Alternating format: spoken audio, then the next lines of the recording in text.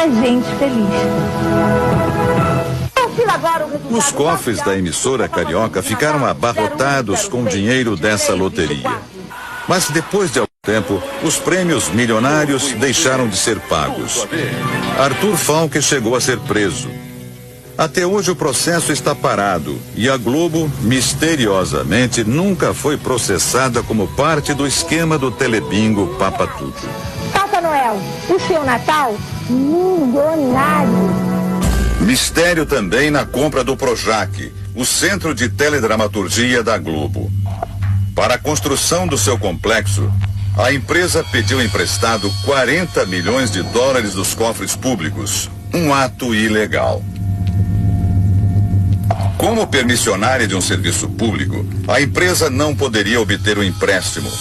Foi o que determinou o parecer técnico do próprio banco. Mesmo assim, o dinheiro saiu dos cofres da Caixa para os cofres da Globo. A história da Rede Globo é recheada de casos nebulosos. No topo da lista está a até hoje mal explicada compra da estação em São Paulo. Essa história começa na década de 50. Na época, Oswaldo Ortiz Monteiro era o principal acionista da TV Paulista e decidiu vender a emissora. O empresário Vitor Costa Petralha foi o comprador. Só que ele não chegou a ocupar a cadeira de presidente. Vitor morreu antes da transferência ser realizada, ou seja, no papel tudo ficou como estava.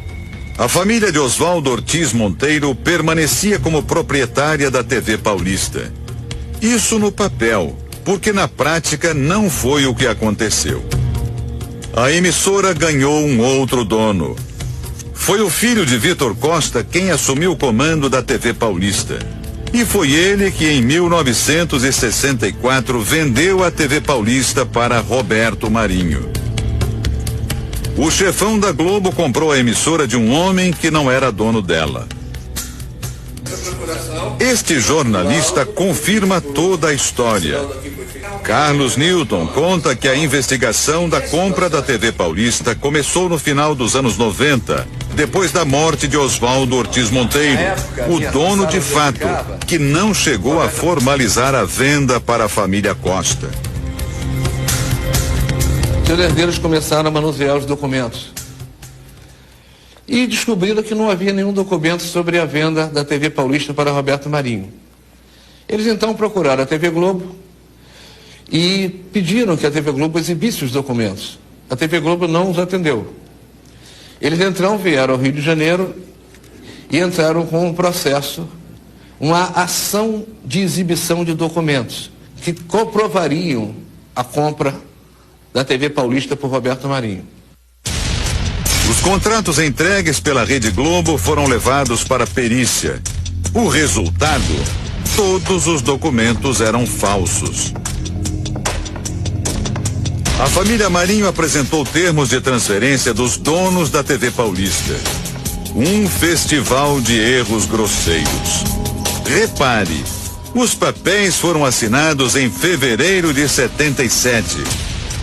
Nesta data, a TV Paulista já não existia mais. Chamava-se TV Globo. E o curioso, 2 nomes que aparecem nos termos já haviam morrido no ano da assinatura, como mostram as certidões de óbito. Se estavam mortos, como é que assinaram? Para justificar a transferência, os contratos foram assinados por Luiz Eduardo Borghetti. Borghetti era funcionário da Rede Globo e, pelo documento, ele teria recebido dos proprietários da TV Paulista o comando das ações.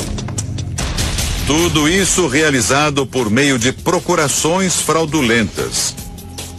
Vamos às provas. Primeira fraude.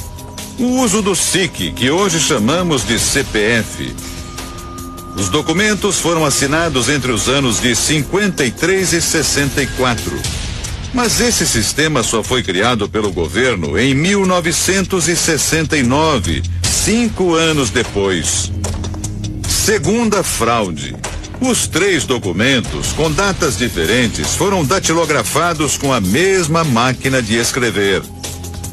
Só que a máquina usada nesse documento de 1953 só seria criada no começo dos anos 70, 20 anos depois. Terceira fraude. Os documentos que transferem todos os poderes a Luiz Eduardo Borghetti, funcionário da Rede Globo, não teriam sido assinados pelo dono da TV Paulista.